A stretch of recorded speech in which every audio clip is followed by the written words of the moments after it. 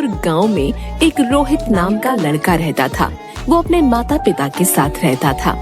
उसकी एक छोटी बहन भी थी जिसका नाम था प्रेरणा। रोहित बहुत अमीर था। इतना धन होने के बावजूद भी उसका लालच खत्म ही नहीं हो रहा था। वो धन कमाने के नए नए हथकंडे अपनाता रहता। एक दिन, अरे कहाँ हो? यहाँ आओ जल्दी। अरे जल्दी आओ भाई। क्या हुआ? आ रही हूँ। इतना हड़बड़ाए हुए क्यों हो? तुम्हें पता है, उस शापित घड़े को लेने के चक्कर में फिर से एक आदमी मारा गया।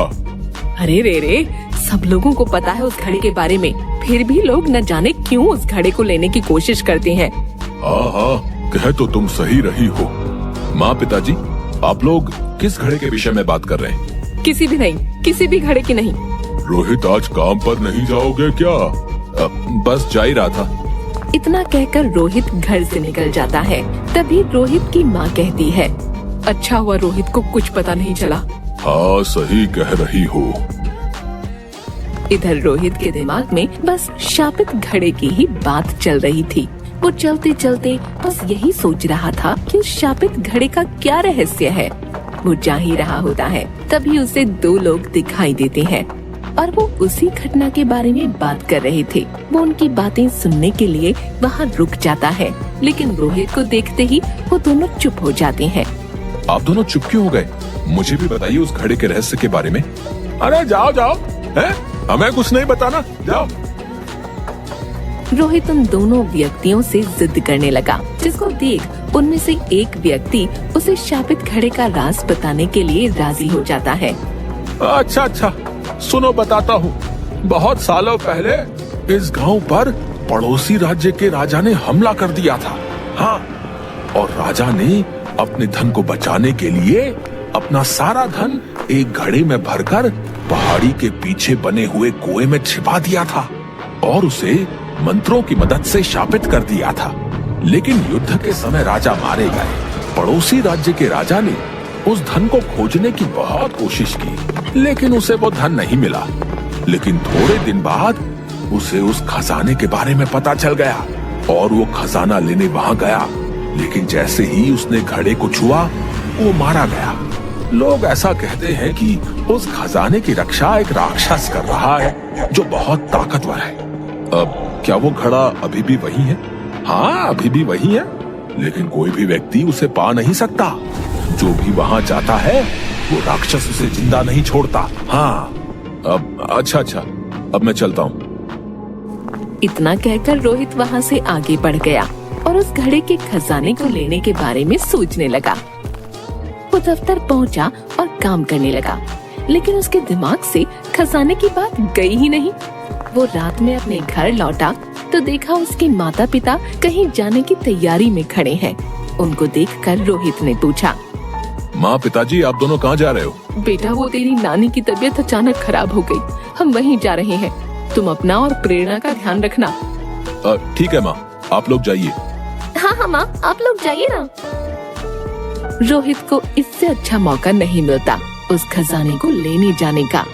ये सुनकर दोनों घर से चले जाते हैं और इधर रोहित अपनी बहन से कहता है, प्रेरणा, चलो जल्दी से मुझे खाना दे दो, मुझे कहीं जाना है। इतनी रात में भैया कहाँ जाओगे आप?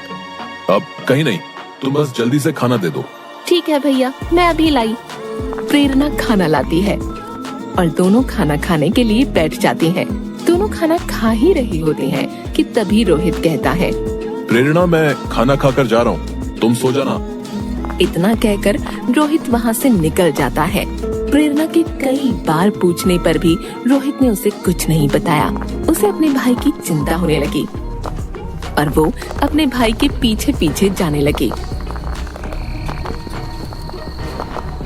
और थोड़ी ही देर में रोहित उस पहाड़ी के पीछे पहुंच गया और उसके पीछे पीछे प्रेरणा भी वहां पहुंच गई।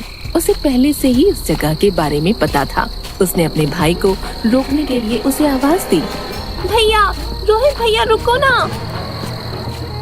रोहित आवाज सुनकर रुक जाता है और देखता है कि एक लड़की उसकी तरफ भागी चली आ रही है। तभी प्रेरणा भागी भागी रोहित के पास पहुंचती है। प्रेरणा को देखकर रोहित को गुस्सा आ जाता है और वो कहता है, तुम यहाँ क्या कर रही हो? तुम क्यों आई हो मेरे पीछे? भैया आपको पता भी है इस जगह के बारे में, चलिए आप यहाँ से। तू जा, मैं आ जाऊंगा थोड़ी देर में। नहीं भैया आप चलिए यहाँ से। कहीं आप उस घड़े से वो शापित खजाना तो लेने नहीं जा रहे? हाँ, मैं वही खजाना लेने जा रहा हूँ। इतना सब कुछ तो है हमारे पास, आप क्यों लालच कर रहे हो? चलो ना। प्रेरणा ने उसे समझाने की बहुत कोशिश की, लेकिन रोहित नहीं माना और आगे की तरफ चलने लगा।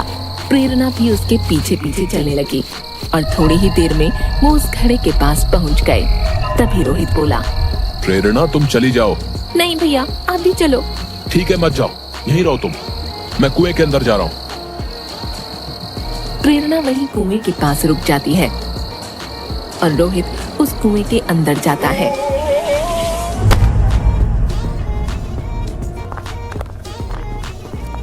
और उसके पीछे प्रेरणा भी उस कुएं में चली जाती है।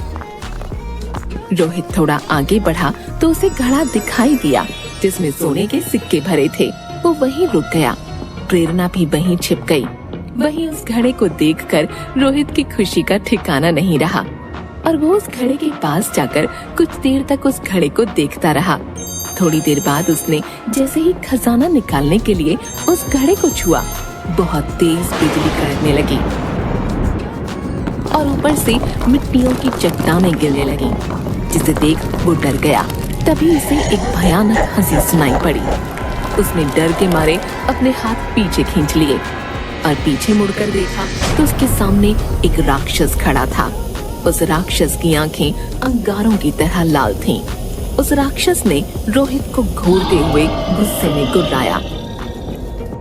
दुष्ट व्यक्ति, तेरे पास किस चीज की कमी है जो तू यहाँ आया है? तेरे पास सब है, फिर भी तेरा लालच तुझे यहाँ खींच लाया। राक्षस की ऐसी बातें सुन रोहित डर से कांपने लगा। डर से कांपते कांपते उसने कहा, मुझे माफ कर दो, मुझे माफ कर दो, मैं कभी भी ऐसी गलती नहीं करूंगा। लालच करने वालों के लिए मेरे पास कोई माफी नहीं है। तुम्हें इसकी सजा मिलेगी और इस गलती की बस एक ही सजा है और वो है मौत।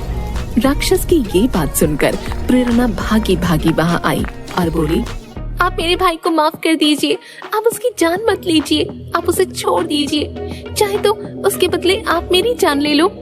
आप इसे कुछ मत कीजिए, आपको जो सजा देनी है आप मुझे दे दीजिए।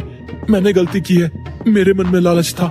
प्रेरणा, तुम पहली ऐसी लड़की हो जो यहाँ खजाना लेने के मकसद से नहीं बल्कि किसी को बचाने के मकसद से आई हो। इसलिए मैं तुम्हें तुम्हारे भाई को बचाने का एक मौका देना चाहता हूँ। बताइए मुझे क्या करना होगा? तुम्हें मुझे इस बंधन से मुक्त कराना होगा और तुम ही इस काम को कर सकती हो। लेकिन मैं ये सब कैसे करूँगी? तुम्हें मेरे एक सवाल का जवाब देना होगा, जिसके सही उत्तर के लिए मैं तुम्हें 2 मौके दूंगा। पूछिए। बताओ वो क्या है जो किसी के लिए और कभी नहीं रुकता। लेकिन ध्यान से याद रखना, बस 2 मौके हैं तुम्हारे पास। प्रेरणा थोड़ा सोचती है और बोलती है, पानी, पानी कभी नहीं रुकता। राक्षस तभी अपनी शक्तियों का इस्तेमाल करता है और उसे एक गड्ढे में पानी भरा हुआ दिखाता है और बोलता है, ये देखो, ये पानी तो रुका हुआ है और पानी तो समुद्र में जाकर भी रुक ही जाता है। अब तुम्हारे पास बस एक मौका है अपने भाई को बचाने का। अब बस एक मौका और। प्रेरणा अब असमंजस में पड़ गई क्योंकि अब उसके पास बस एक मौका था। वो सोच में पड़ गई। तभी वो राक्षस बोला, जल्दी कर लड़की, समय निकला जा रहा है। राक्षस की ये बात सुनते ही प्रेरणा को समझ आ गया कि समय किसी के लिए नहीं रुकता और उसने तुरंत जवाब दिया, समय किसी के लिए नहीं रुकता। तुमने एकदम सही जवाब दिया है। मैं तुम्हें और तुम्हारे भाई को आजाद करता हूँ। इसके बाद उस राक्षस को मुक्ति मिल गई और वो उस घड़े के साथ गायब हो गया। इधर रोहित को भी समझ आ गया था कि लालच करना बुरी बात है।